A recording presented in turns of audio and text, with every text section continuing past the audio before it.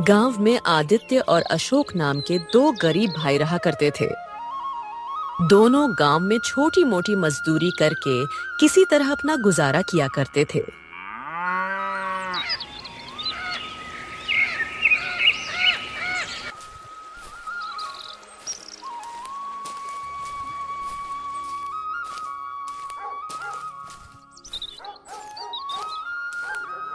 शाम के समय आदित्य अपने घर पर आता है और अपने भाई को मौजूद ना पाकर अपनी पत्नी रज्जो से पूछता है।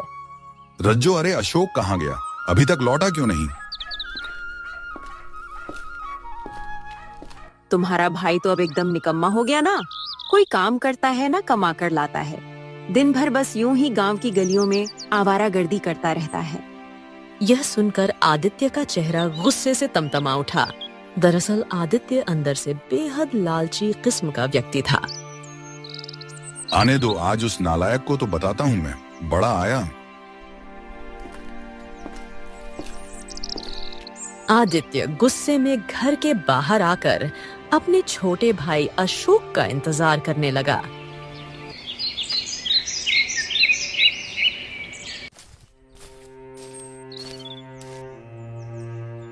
क्यों रे, कहाँ मर गया था तू? भैया वो काम की तलाश में गया था। बड़ा आया काम की तलाश में? अरे बस यूं ही काम की तलाश में ही घूमता रहेगा या कुछ करेगा भी? अरे कोई भी छोटा मोटा काम पकड़ ले।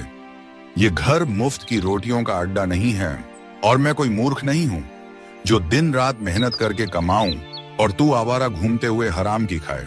अरे मेरी बीवी है, कल को बच्चे होंगे, उनके बारे में भी सोचना है मुझे, समझ गया? यह कहकर आदित्य गुस्से में घर के अंदर चला गया। अपने भाई की कड़वी बातों से अशोक अंदर तक टूट गया और बिना कुछ खाए ही चुपचाप सो गया।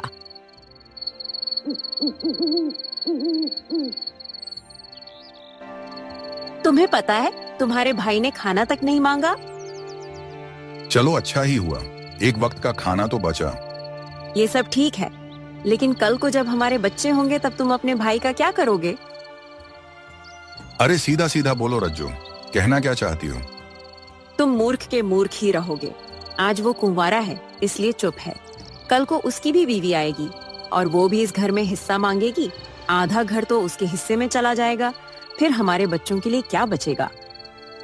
यह सुनकर आदित्य एकदम चौंक गया। अच्छा, तो फिर क्या करना चाहिए रज्जो?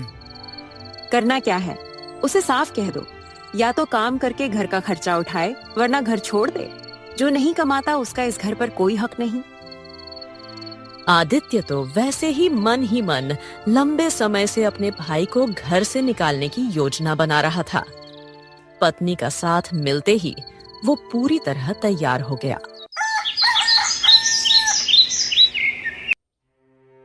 देखो भाई अशोक, मैं क्या कह रहा हूं कि पिताजी ने यह घर हमारे नाम बराबर बराबर किया था, लेकिन अब तो तुम मेरी ही कमाई की रोटी खा रहे हो। अब भैया आप कहना क्या चाहते हैं? मैं कुछ समझ नहीं पाया। अरे इसमें समझने ना समझने वाली क्या बात है? देखो भाई, सीधी बात है, मैं घुमा फिरा के नहीं कहूंगा। अब या तो घर छोड़ दो या फिर आज तक जितना भी खाना खाया है उसकी एक एक पाई लौटा दो, बस। अशोक की आंखों में आंसू आ गए। उसने कुछ नहीं कहा और चुपचाप अपना सामान समेटकर घर से निकल गया।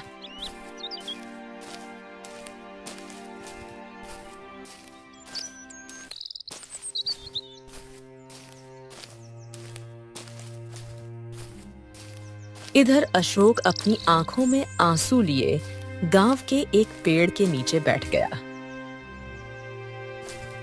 तभी वहां से गांव का मुखिया गुजरा।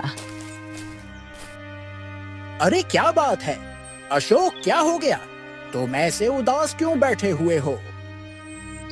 क्या कहूँ मुखिया जी, भैया ने मुझसे मेरे खाने पीने का हिसाब मांग लिया। कहते हैं कि आज तक उनके घर में उनकी कमाई से जितना भी खाया है वो एक एक पाई मैं उनको दे दूं। जितनी भी रोटी खाई है उसकी कीमत चुका दूं, नहीं तो घर छोड़ दूं। अब काका आप तो जानते हैं कि मैं बेरोजगार हूं, कहां से चुकाऊंगा? इसीलिए छोड़ दिया घर। चला आया, सब कुछ पीछे छोड़कर, सब पीछे छोड़ दिया मैंने। अशोक का चेहरा आंसुओं से भीगा हुआ था। अब वो पूरी तरह अकेला हो गया था। बस बस शांत हो जा बेटा, शांत हो जा। दिल छोटा मत कर अशोक। गांव के बाहर मेरी एक पुरानी झोपड़ी है, बरसों से खाली पड़ी है। तुम चाहो तो जब तक चाहो वहां रह सकते हो। मुखिया जी, मैं जीवन भर आपके इस उपकार को नहीं भूलूंगा। बहुत बहुत धन्यवाद आपका, बहुत बहुत धन्यवाद। मुखिया मुस्कुराते हुए वहां से चला गया।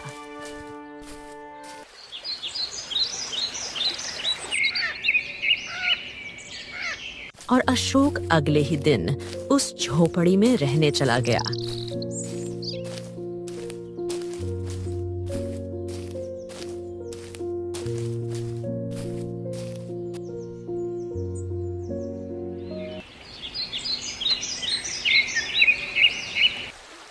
अशोक रात भर बड़ी मेहनत से झोपड़ी की साफ सफाई करता रहा और मेहनत के बाद उसने झोपड़ी को रहने लायक बना दिया।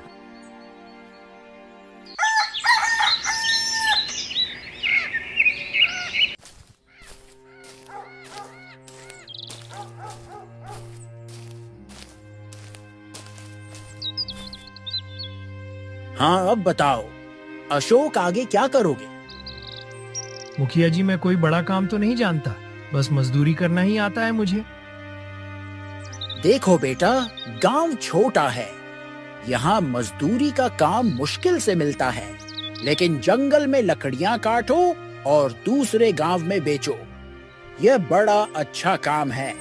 लकड़ियाँ अच्छे दामों में बिकती हैं और कमाई भी बढ़िया हो जाती है। अशोक को मुखिया की सलाह पसंद आई।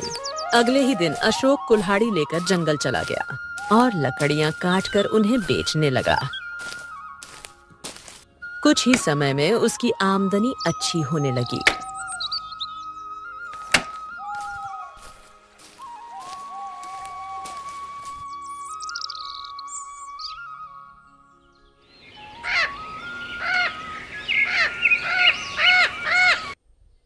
तुम मजदूर के मजदूर ही बने रहे और तुम्हारा छोटा भाई लकड़ियां बेच बेच कर अब धनवान बन रहा है। सुनने में तो मेरे भी आया है भाग्यवान कि लकड़ी बेचने में उसको बहुत ही खरा मुनाफा हो रहा है।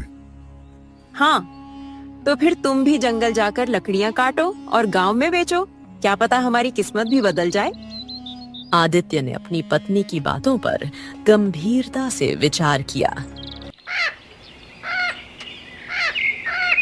और अगले दिन कुल्हाड़ी लेकर जंगल की ओर चल पड़ा।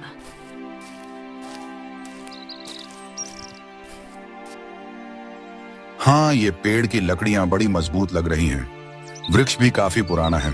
ठीक है, बस यही काट कर बेचूंगा, बड़ा अच्छा मुनाफा होगा। जैसे ही आदित्य कुल्हाड़ी उठाता है, उसकी नजर झाड़ियों के पीछे कुछ चमकती हुई चीज पर पड़ती है।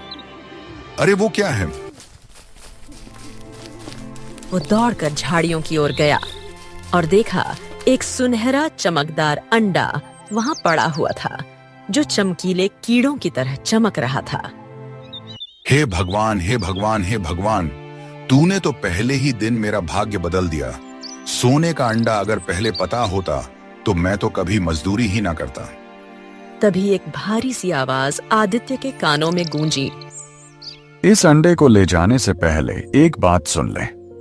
इस अंडे को अपनाना होगा, तभी तेरा भाग्य बदलेगा। अचानक पीछे से आई आवाज से आदित्य चौंक गया और पीछे पलटा। इस अंडे के साथ जो कुछ भी तुझे मिलेगा उसे अपनाना होगा, तभी यह तेरा भाग्य बदलेगा। हाँ हाँ साधु महाराज, क्यों नहीं अपनाऊंगा। यह अंडा भी मेरा हो गया और जो कुछ भी इसके साथ है वह भी मेरा है। इतना कहकर आदित्य दौड़ता हुआ घर लौट गया।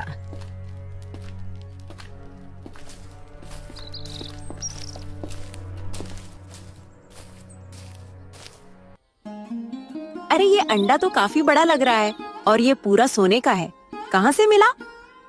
जंगल में और कहां, और सुनो, एक साधु मिले थे। उन्होंने कहा कि इस अंडे के अंदर से जो कुछ भी मिलेगा उसे अपनाना होगा, तभी यह अंडा हमारा भाग्य बदल देगा। अजी छोड़िए उन साधुओं की बातों को, जरा सोचो इस अंडे को कितने अच्छे दाम पर बेच सकते हैं, पूरा खेत खरीद सकते हैं। हाँ, बात तो तुम सही कह रही हो। वैसे भी बस साधु पहेलियों में बातें कर रहा था, जो मिलेगा अपना होगा। अरे जब सोने का अंडा ही मिल गया है, बस अंडे का मिलना ही तो मेरे भाग्य का बदलना है। आदित्य की आंखों में चमक आ गई। एक काम करता हूँ भाग्यवान, कल सुबह ही राजगढ़ जाकर इसे अच्छे सुनार को बेच आता हूँ।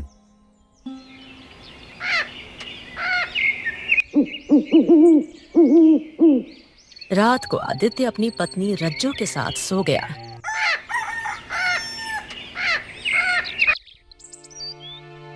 अरे ओ रज्जो, मेरी प्यारी रज्जो, उठो उठो, मैं राजगढ़ की ओर जा रहा हूँ। रज्जू उठकर बैठ गई। आदित्य जैसे ही सोने के अंडे को उठाने ही वाला था कि अंडा अचानक हिलने लगा और देखते ही देखते फट गया। अंडे के अंदर का दृश्य देखकर आदित्य और रज्जू दोनों स्तब्ध रह गए। अरे इसके अंदर तो मैना पक्षी है और यह तो घायल लग रही है, बहुत ही बीमार है। मैना पक्षी धीरे धीरे आंखें खोलकर उन्हें देखने लगी। अरे लेकिन भाग्यवान साधु महाराज ने तो कहा था कि अंडे के अंदर जो कुछ भी होगा उसे अपनाना होगा, लेकिन यह तो बहुत ही घायल और एक बीमार मैना है। अगर इसे घर में रखेंगे तो फालतू में गंदगी करेगी और हो सकता है बीमारी भी फैला दे। बताओ तुम क्या कहती हो? तुम सही कह रहे हो। तो फिर इसका क्या करें? इसे फेंक देते हैं। अरे नहीं नहीं नहीं, इसे फेंकते नहीं हैं। एक काम करते हैं ना, इसे अशोक को दे देते हैं। अशोक जैसा मूर्ख ही इसे पाल सकता है। हमें तो बस सोने के अंडे से मतलब है। ऐसे में चिड़िया भी सुरक्षित, अंडा भी हमारे पास और बेचकर मुनाफा ही मुनाफा। हाँ, पहली बार तुमने कुछ सही कहा है। आदित्य मैना पक्षी को उठाकर सीधा अशोक की झोपड़ी की ओर चला गया। अपने बड़े भाई को देखकर अशोक चौंक गया। अरे अशोक सुनो, यह पक्षी मुझे घर के बाहर घायल अवस्था में मिली है। अरे राम राम, बेचारी बड़ी बीमार लग रही है। अब देखो, मुझे तो पक्षियों से नफरत है, इसीलिए इसे तुम्हारे पास छोड़ने आया हूँ। तुम्हें तो पसंद है ना ये सब। इतना कहकर आदित्य वहां से चला गया और सोने का अंडा लेकर राजगढ़ की ओर रवाना हो गया। इधर अशोक ने मैना की ओर देखा। उसकी आंखें कमजोरी से खुल भी नहीं रही थीं। ओहो, बेचारी तो बहुत ही कमजोर और घायल लग रही है। मुझे इसे वैद्य को दिखाना चाहिए।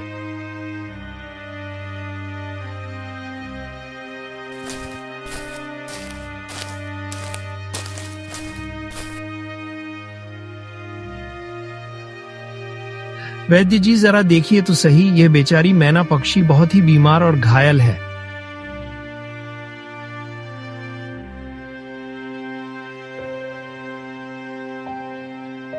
ये लो जड़ी बूटियां, सुबह दोपहर और शाम तीनों समय इसके जख्मों पर लगा देना। चिंता मत करो, कुछ ही समय में ठीक हो जाएगी। ठीक है, जाओ।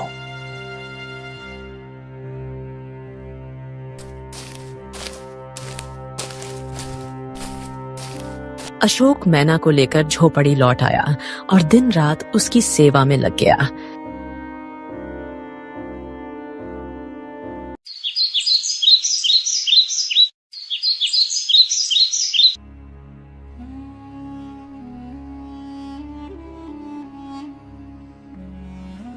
राजगढ़ से लौटकर आदित्य ने स्वर्ण मुद्राओं से भरी पोटली अपनी पत्नी के हाथ में रख दी।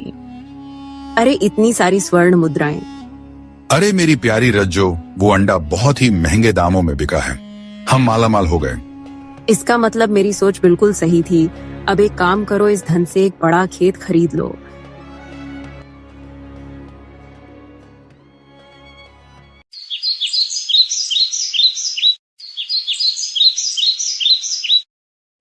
अगले ही दिन आदित्य ने एक विशाल खेत खरीद लिया और खेती करने लगा। कुछ ही समय में आदित्य की आमदनी बढ़ने लगी। उसका घर अब सुंदर और संपन्न हो गया। इसे कहते हैं किस्मत। तुम्हारा मूर्ख भाई तो अब भी झोपड़ी में है और उस मैना पक्षी की सेवा में ही लगा है। अच्छा हुआ हमने साधु महाराज की बातों पर ज्यादा ध्यान नहीं दिया। वह तो कह रहे थे अंडे के अंदर जो कुछ है उसे अपनाना होगा, तभी तुम्हारा भाग्य बदलेगा। अरे साधु महाराज कहाँ से जाने हम कितने चालाक हैं। हाँ, अगर हम उसे अपनाते तो ना तो हमारे पास धन आता और ना ही मान सम्मान। हम भी अशोक की तरह ही गरीब रह जाते, मैना को पालते हुए। क्यों सही कहा ना मैंने। यह कहकर आदित्य हंसने लगा और रज्जू भी उसके साथ हंसी में शामिल हो गई। इधर अशोक मैना पक्षी की सेवा में अपनी जान तक झोंक चुका था। मैना के जख्म अब लगभग ठीक हो चुके थे, लेकिन वो अब भी बीमार सी लगती थी और उसकी कमजोरी नहीं जा रही थी।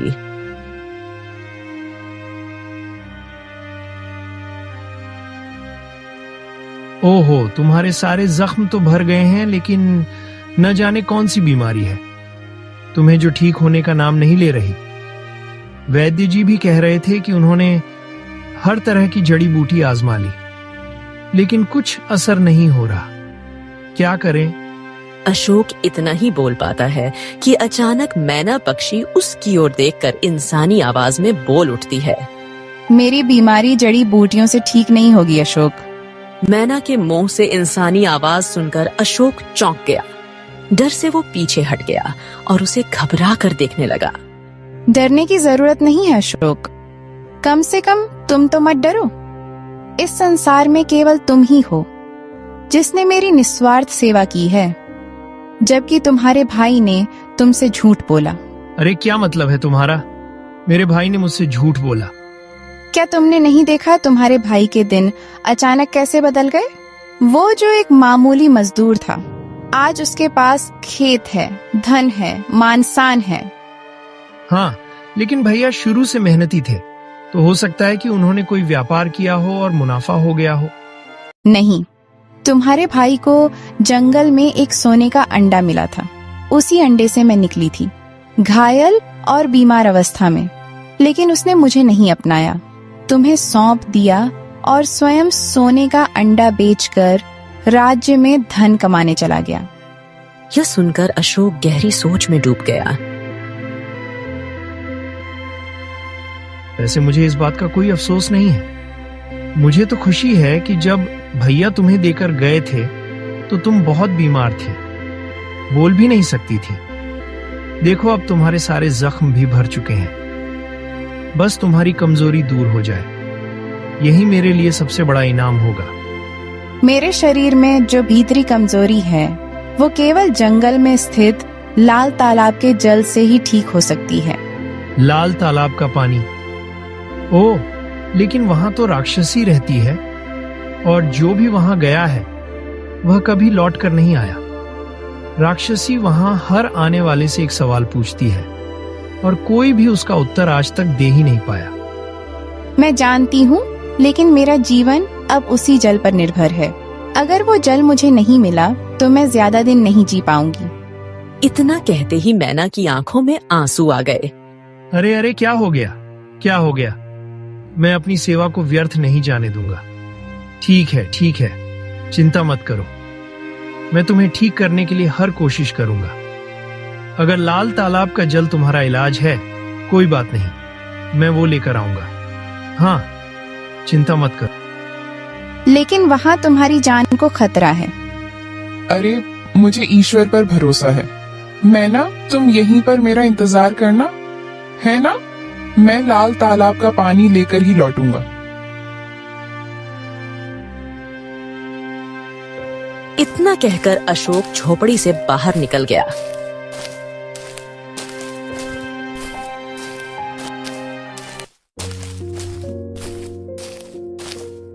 अशोक गांव की सीमा पर पहुंचा ही था कि सामने से गांव का मुखिया मिलता है। अरे अशोक, कहाँ भाई? इस समय कहाँ जा रहे हो?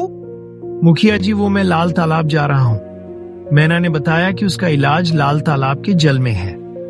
अशोक की बात सुनकर मुखिया चौंक गया और डर से पीछे हट गया। अरे ये क्या बकवास कर रहे हो अशोक? ना जाने वो मैना है भी, कौन समझ नहीं आ रहा। कोई जादुई चिड़िया भी तो हो सकती है, और तुम उस पर इतना भरोसा कैसे कर सकते हो? मेरा मन कहता है मुखिया जी कि वो सच कह रही है। ए पागल मत बनो। तुम्हारा बड़ा भाई आदित्य समझदार था। उसने जानबूझकर उस मुसीबत को तुम पर टाल दिया और खुद धन बटोरता गया, और तुम यह मैना वैना को पालने में लगे हुए हो। अरे भाई, काम धाम करके आगे बढ़ो। अशोक ने मुखिया की बात का कोई जवाब नहीं दिया और चुपचाप आगे बढ़ गया।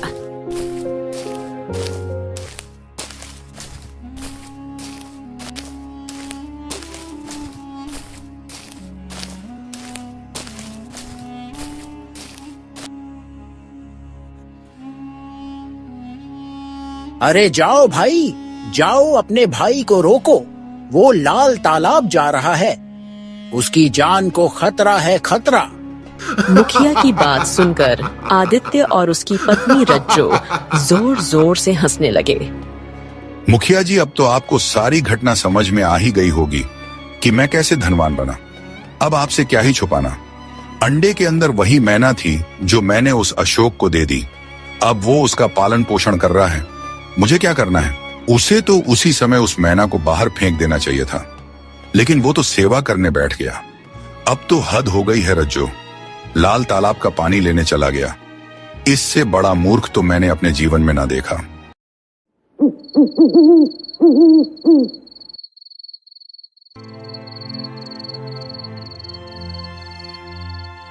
अरे कैसे भाई हो तुम? अरे तुम्हारा छोटा भाई मौत के मुंह में जा रहा है और तुम उसका मजाक उड़ा रहे हो। मुखिया जी, रात बहुत हो गई है। आप भी अपने घर जाइए, सोइए, और हमको भी चैन से सोने दीजिए। अशोक अब मेरा भाई नहीं रहा। मैं एक धनवान आदमी हूँ और मैं गरीबों से कोई रिश्ता नहीं रखता। चलिए, शुभ रात्रि, नमस्ते, जाइए। मुखिया गुस्से से तमतमाता हुआ वहां से चला गया।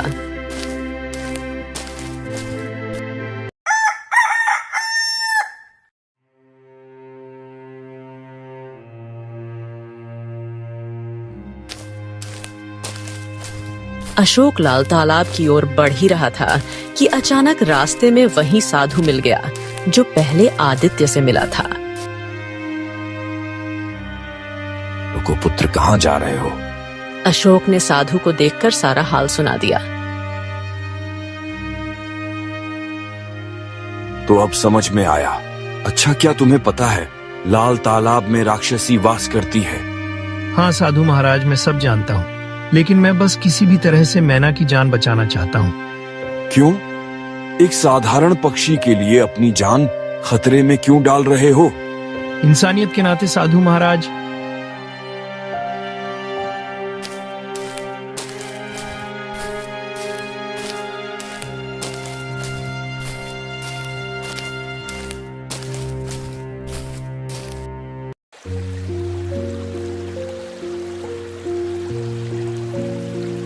अशोक तालाब के पास पहुंचा। तभी जल से एक गंभीर आवाज गूंज उठी। इस तालाब का जल लेने से पहले एक प्रश्न का उत्तर देना होगा। पूछो। पहले ये बता, तू इस जल को क्यों लेने आया है? अशोक ने पूरी घटना विस्तार से बताई। कुछ देर सन्नाटा रहा, फिर वही आवाज गूंजी। लोग अपने लाभ के लिए जल लेते हैं।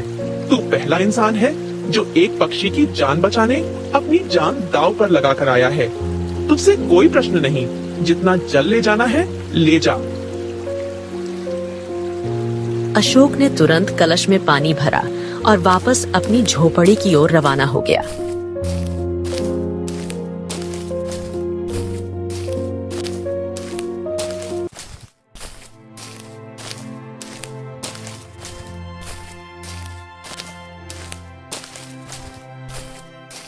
झोपड़ी में मैना पक्षी अब भी उदास बैठी थी। अशोक को देखकर उसकी आंखें चमक उठीं। तभी वहां मुखिया आ गया। अरे वाह वाह अशोक, तुम्हें देखकर बड़ी खुशी हो रही है। लगता है कि तुम पानी लाने में सफल रहे, है ना? हाँ मुखिया जी, मैं पानी ले आया। तभी आदित्य और रज्जो वहां पहुंच गए। अरे यह क्या? मैं तो यह सोचकर आया था कि अब तेरी मौत की खबर मिलेगी, लेकिन तू तो... अशोक ने कोई उत्तर नहीं दिया। वो सीधे कलश को मैना के आगे रखता है। हाँ अब लो मैना, पहले तुम जल पियो। मैं तुम्हें इस हालत में और नहीं देख सकता। पियो पियो, आराम से पियो। लो।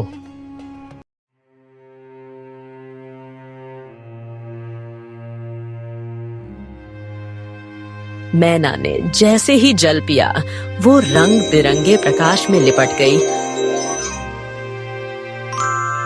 और देखते ही देखते एक सुंदर राजकुमारी में परिवर्तित हो गई। यह देखकर मुखिया, आदित्य और रज्जो की आंखें फटी की फटी रह गईं। हाँ तुम तो मतलब राजकुमारी सुलेखा हो।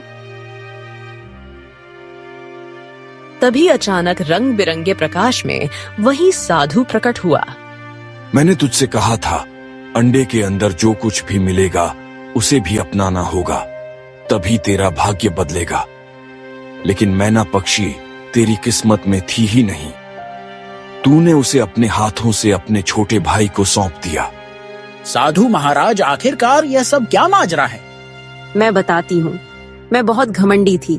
एक दिन जंगल में शिकार करते वक्त मैंने एक कबूतरी को मार दिया। यही साधु महाराज यह सब देख रहे थे। क्रोधित होकर इन्होंने मुझे श्राप दे दिया कि मैं एक घायल मैना में बदल जाऊंगी।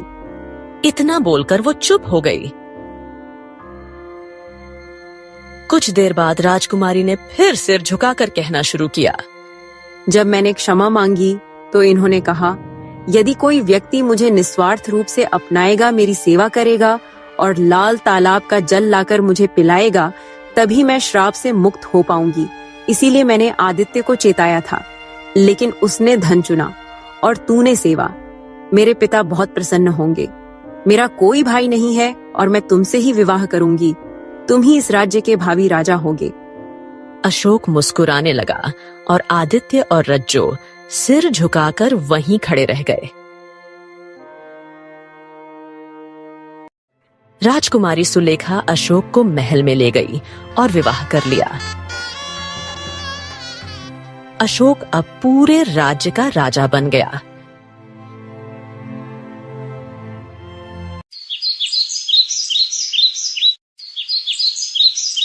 वर्षों बीत गए। आदित्य एक साधारण सा मालिक ही था, लेकिन हर शाम बैठकर एक ही प्रश्न खुद से करता था। अरे क्या करूं अब मैं? क्या मैंने सच में अपनी किस्मत को अपने ही हाथों से उस भिखारी अशोक को दे दिया था? राम राम। जीवन में कभी कभी हमारे सामने दो रास्ते आते हैं, एक जो आसान होता है और दूसरा जो सही होता है। आदित्य ने सोने को चुना और अशोक ने सेवा को। धन से आदमी अमीर हो सकता है, पर इंसानियत से वही राजा बनता है